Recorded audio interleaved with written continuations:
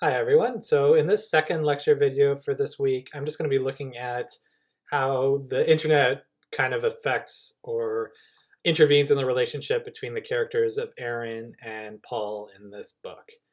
And just in the top right, there's a picture of Erin, Megan Boyle, or the actual real life person that the character of Erin is based on. And Megan Boyle also has her own kind of novel that I've been talking about, live blog. So if you kind of are more curious about that character, there's a lot more information about her in that novel. Okay, so I'm just going to start this video by playing a video, and this is so during a lot of the events described in Taipei, the characters were making a film as well. So Taipei sort of exists as a film as well, called Mumblecore. And there's a lot of kind of overlap between what happens in the film and what happens in the novel. And I think they do at different times in the novel mention their kind of MDMA films movie company that they set up. They also recorded some other kind of movies. A lot of them are on a Vimeo page, but Mumblecore is available for free on YouTube. So I'm just going to play the ending of Mumblecore, and you'll probably recognize, if you've gone to the end of Taipei, you'll probably recognize what's happening here from the novel.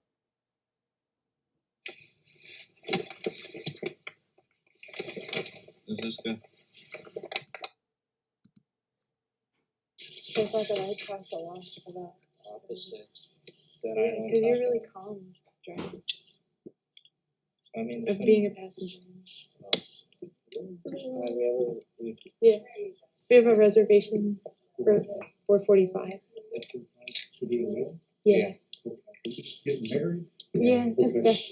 Just a desk wedding? Yeah. Okay. The desk wedding?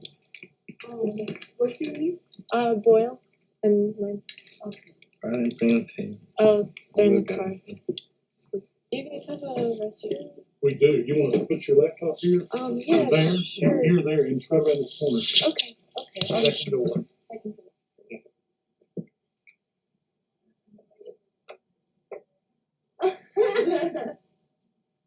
There you go.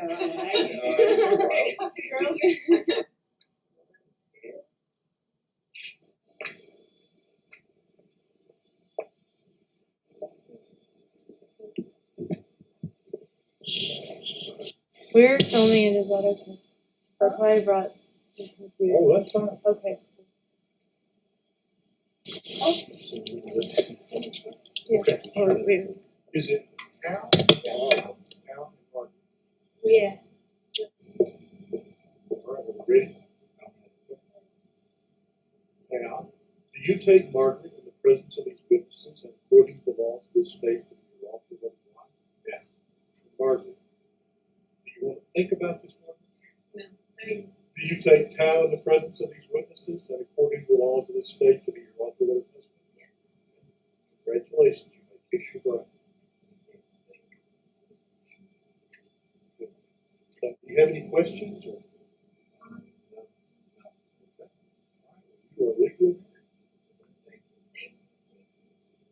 married. God bless you. Have a long and happy life together, okay? Yeah.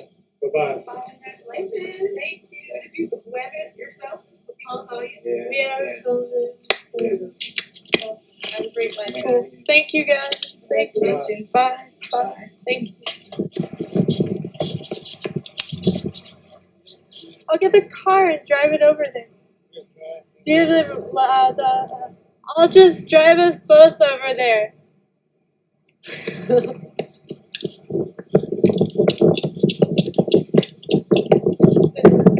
I mean, I thought fuck you to the person translate.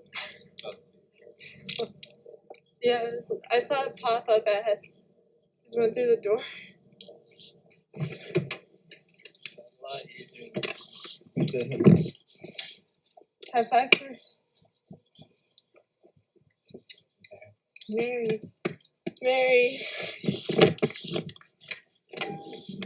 Said that thing that I would about drive.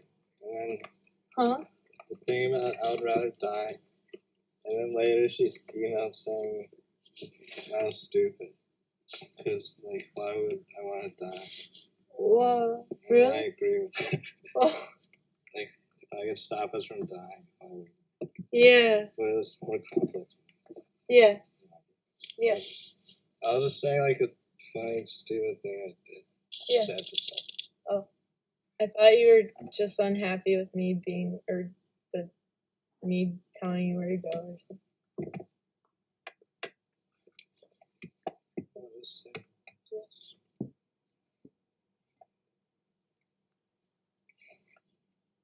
Okay, 15 South. yeah, Well, first we'll divvy up the MDMA, so we each take half of it. yeah, Yeah. yeah. What about for driving? I'm fine with driving. Half of one. Yeah, yeah. Can I drive? Can I drive for that? I only drove once this time. Alright, you drive. Okay. I'm just trying to figure out where we are in relation to everything. Okay, and that's the end of the film with a really kind of great last line. I'm just trying to figure out where we are in relation to everything, which I think is just a line that can sum up Taipei as well, meaning these people are trying to sort out their relationship to the world, and the way that they do that is with the computer. So that marriage scene is a little bit ridiculous, obviously, but it's a marriage of Erin and Paul and the computer. I mean, the computer is like a facilitator of their marriage. So I am curious what you guys think. What role the computer is actually playing in their relationship, just because of how much stuff they record. So there's obviously like they're externalizing their relationship onto the internet, onto YouTube. And it's something that we all do kind of on an individual or maybe uh, our relationships. We do externalize them onto the internet, whether that's kind of Facebook photo albums, whether that's like Instagram photos. There's kind of traces of ourselves and our relationships all over the internet. So there's kind of a positive and a negative side to that externalization. I mean, I've mentioned the Plato quote before about him kind of being against writing anything down because it steals away the kind of the human memory. And I'm just going to read a quote from Taipei here that it does show kind of what the effect of all this kind of externalization of oneself, of one's relationship onto the internet can end up like. So this is just Paul talking about memory. Whenever he wanted to access his memory, usually to analyze or calmly replay a troubling or pleasant social interaction, and sense the impasse, which he almost always did to some degree, or that his memory was currently missing, as was increasingly the case, he would allow himself to stop wanting with an ease, not unlike dropping a leaf or stick while outdoors he hadn't felt before, and partly because he'd quickly forget what he wanted without a sensation of loss or worry, only an acknowledgement of a different distribution of consciousness than if he'd focus on assembling and sustaining a memory and passively continue with his ongoing sensory perception of concrete reality. So kind of memory disintegration going on there. If you could follow that sentence, it's at the bottom of page 75. He also kind of talks earlier, he compares his memory to an external hard drive. And probably for a lot of us, I think that's relatable in how much kind of our lives we store on the internet. Or if when we want to feel nostalgic, we can go to the internet, we can look through old photo albums, we can look at old tweets and kind of see ourselves. But there's also obviously a lot of kind of dangers to that. When you externalize yourself or your identity so much onto an external platform, it's separate from you. It's a little bit distant from you. And you get the feeling that's constantly expressed in this novel, I think, of dislocation from yourself, of not coinciding with yourself, of some part of you being other and being stored in the computer. And that kind of version of you stored in the computer or stored on the internet, not obviously being completely you, even though it's kind of a part of you. So just talking kind of more generally about the relationships that are depicted in this book. So we do kind of think of like a clear separation existing between the internet and real life, but I think what they're doing in this film is kind of disintegrating that boundary. So everything that they do, they record and then they put it on the internet basically, whether that's in the form of tweets or this YouTube film. And a lot of their interactions, Paul and Erin, they interact with their kind of online personas. They almost interact more with their online personas than they do with their kind of in-person selves. So again, I just want to read out a couple examples from the text. So there's obviously the part where Paul kind of obsessively goes through Erin's Facebook photos and kind of learns about her through looking at like a crazy amount of her photos. But then there's in one of their first kind of sexual encounters, Paul describes it as this: Paul scooted toward Erin and they hugged 5 to 10 seconds and began kissing and removing their clothes. Erin's eyes, whenever Paul looked, seemed to be tightly closed, which seemed like not a good sign, as he'd read on her blog, or somewhere, that she liked sex with a lot of eye contact. So here, Paul has a certain knowledge of Erin from reading her online persona that's not really matching up with his real life encounter with her. So at one, he's kind of interacting with both her kind of online persona and her real life self at the same time, and they're not really matching up, and that kind of generates a lot of anxiety for him. There's another, but Erin kind of does this as well. So again, rather than communicating with each other, even though they're right next to each other, there's a scene later in the novel where their relationship is kind of falling apart. Erin asked what Paul and Charles is Nate from Clams, had talked about. Nothing, said Paul automatically. We just talked about feeling depressed. What else did you talk about? I don't remember, said Paul. Try to, said Erin. You can just read it tomorrow. Can I read it now? Just read it tomorrow, said Paul. Why can't I read it now? Okay, said Paul, and opened his MacBook. So Erin finds out kind of a lot of details about Paul from reading his online conversation with Charles, aka Nate, rather than them kind of communicating to each other. So there isn't really a very kind of strong line separating the real life people and their kind of online personas. They're kind of blurred together.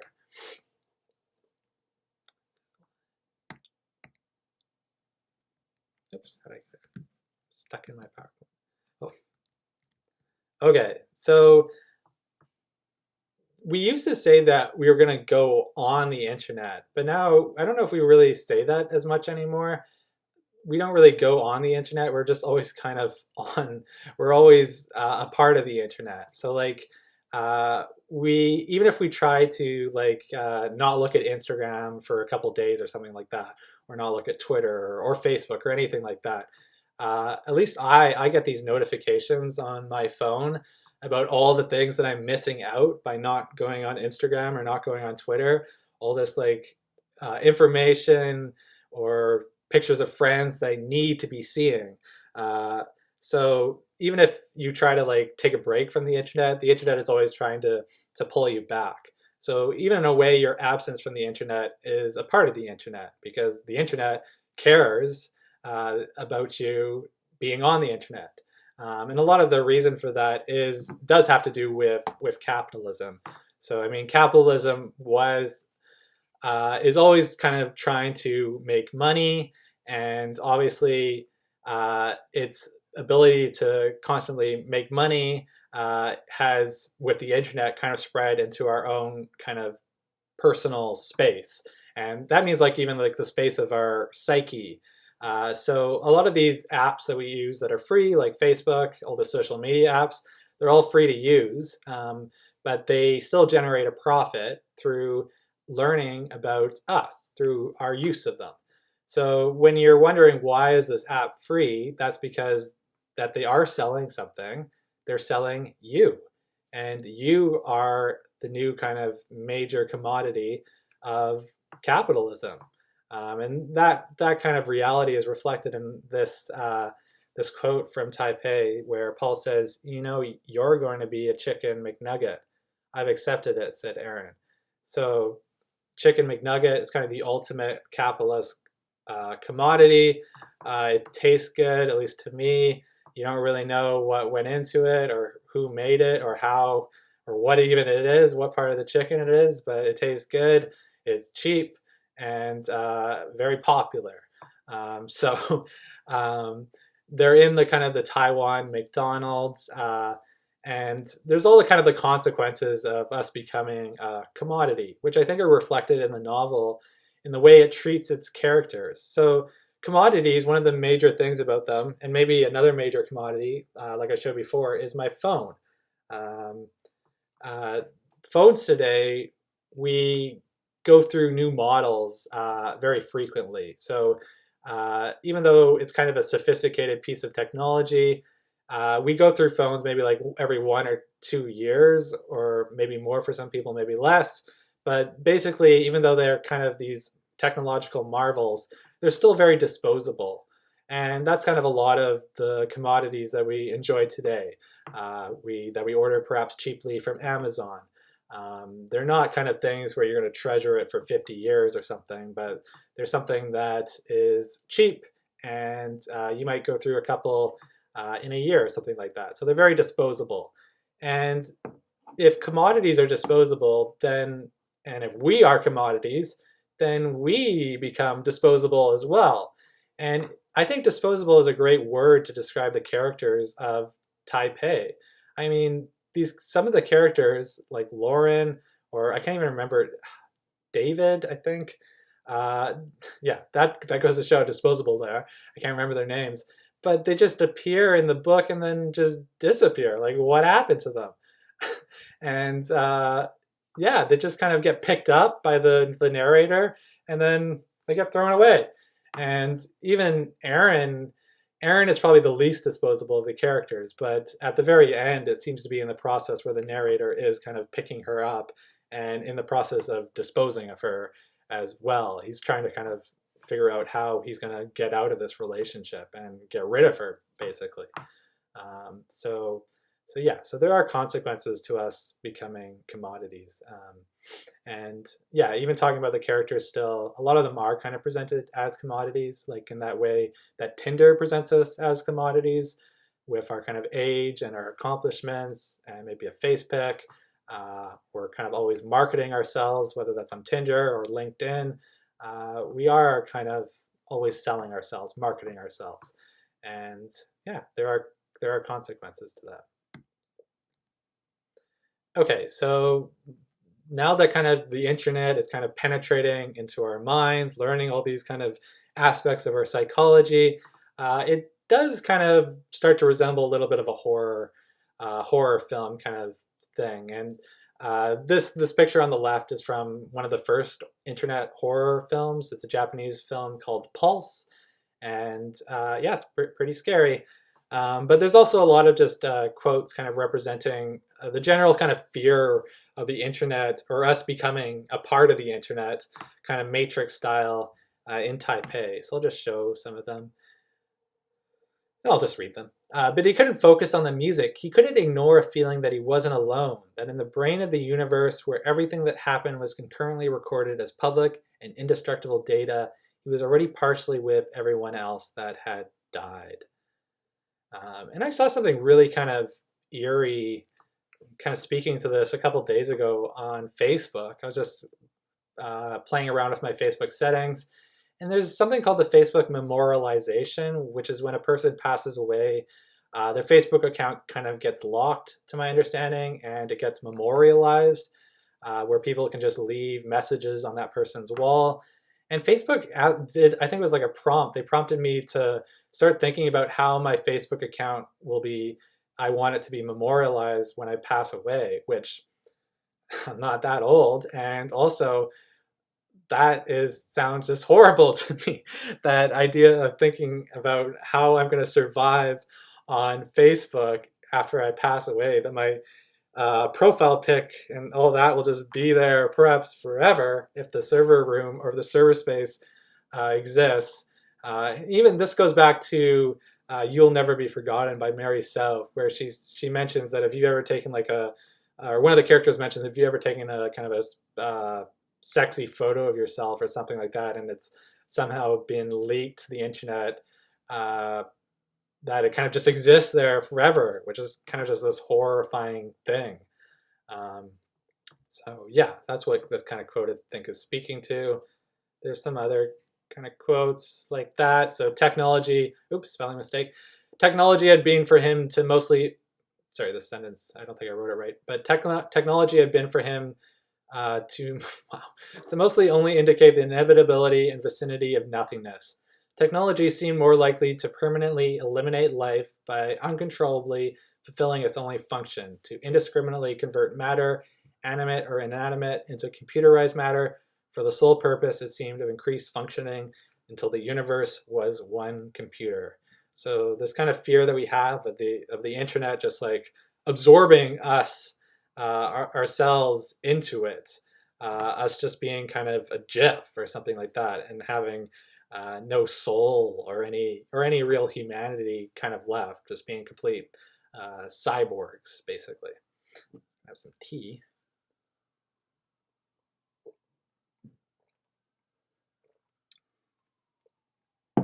And I mean, this might sound a little bit science fiction-y, but there are, so like Elon Musk is doing the Neuralink program, which is about kind of converting brain patterns into internet actions, basically. So if you only have to think something and it can appear on a tweet or something like that, or you just have to think something and you can get an Amazon package delivered to you or a pizza.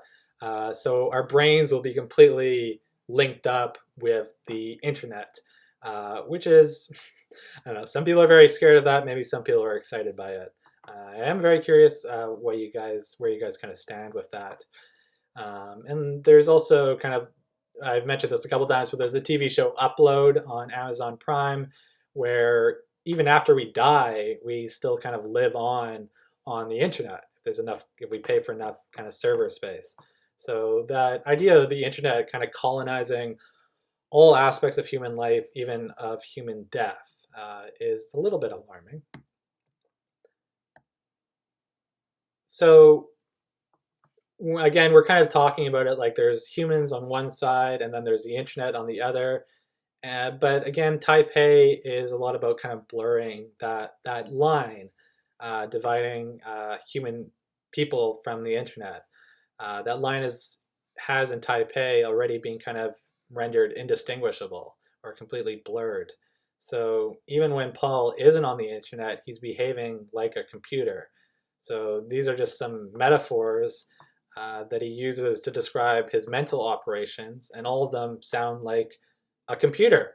So even when we're not on the internet, our brains are kind of already behaving like we are computers.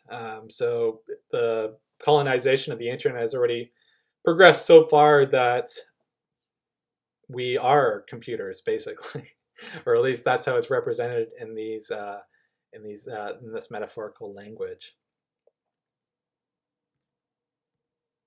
Okay, so just to conclude, and this is kind of a philosophical point to conclude on, and it has to do with the topic of entropy. And entropy is basically, hopefully there's no physics students in the class that are going to call me out for my kind of simplistic definition of it, but it's the tendency, it's a thermodynamic process in which kind of an ordered system steadily disintegrates into disorder.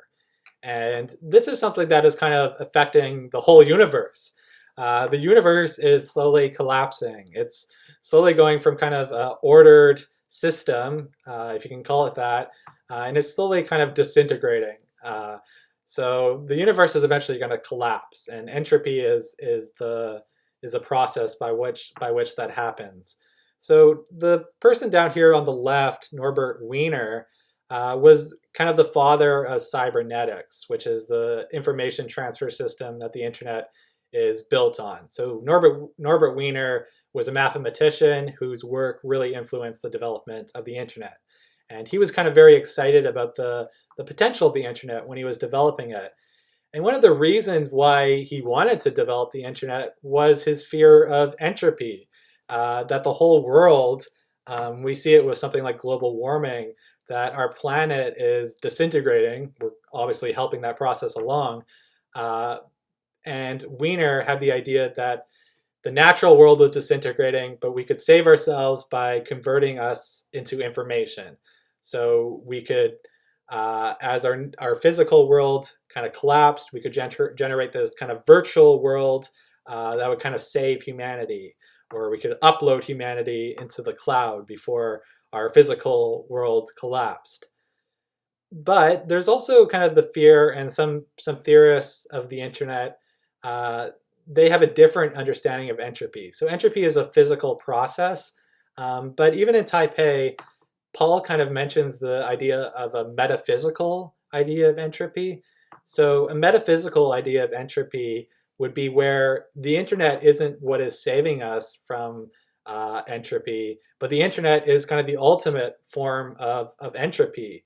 The internet, and you can even see it in this image at the top here, it looks like how kind of our bodies kind of disintegrate into pixels on the internet. So some theorists of the internet say that the internet is actually the ultimate kind of force of entropy, taking an ordered system like the natural world and just completely disintegrating it, destroying it by having everything being converted into information, into bits and bytes.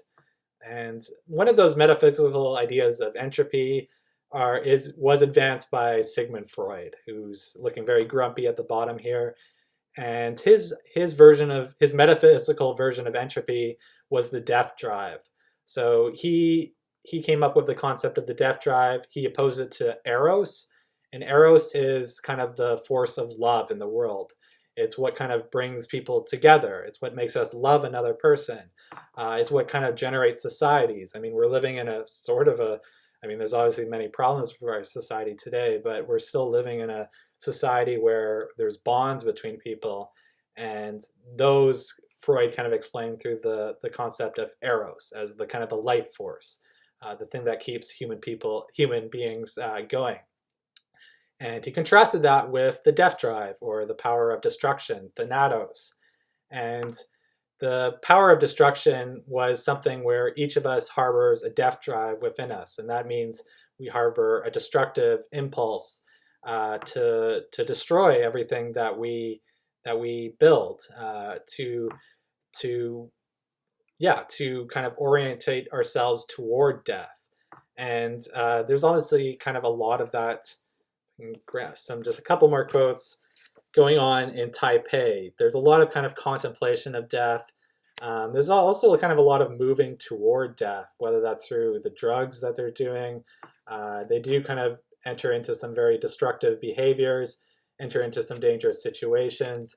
There's obviously a lot of kind of death drive going on here. And what the role of the internet in that is something that I'm very kind of curious about. Why the internet kind of increases Erin and Paul, particularly Paul's death drive impulse. It definitely doesn't seem to increase his kind of impulse for Eros. So what's this? Okay. Yeah, so there's just a couple of times where Paul, here he's talking to Alethea. He says, "No, I don't care if I die." Said Alethea, laughing. "I feel like I honestly don't care if I die." "Really? You're not worried about dying?" "No, I think I'm ready to die whenever." "Because you've written enough books?" "No, no," said Paul, shaking his head a little. "I don't know. I'm just ready to die. Life just seems like it's fine if I die. Once I'm dead, I'm dead." And a lot of these kind of contemplations of death that he's advancing here, they do seem influenced in some way by the internet, like those earlier quotes that I showed. Just maybe one more. Okay, yeah, I'll just end it there.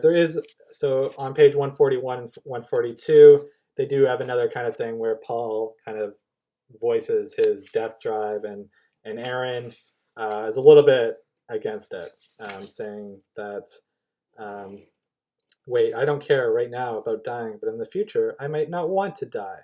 So there's a lot of kind of drifting toward death in this novel, and the internet is certainly playing a role, I think. So that's it for this week. Hopefully these two videos served as a better advertisement for some of the real kind of important stuff that's going on in these two or in this novel. So yeah, if you have any questions or comments about any of these lectures or any of the materials that I used, please put them in the Discord, and also make sure to watch the two videos that students have posted this week. So there's a video by Dom and there's a video by Selena. So that's it for now. I'll see you guys on Wednesday, and I'll see you guys on the Discord.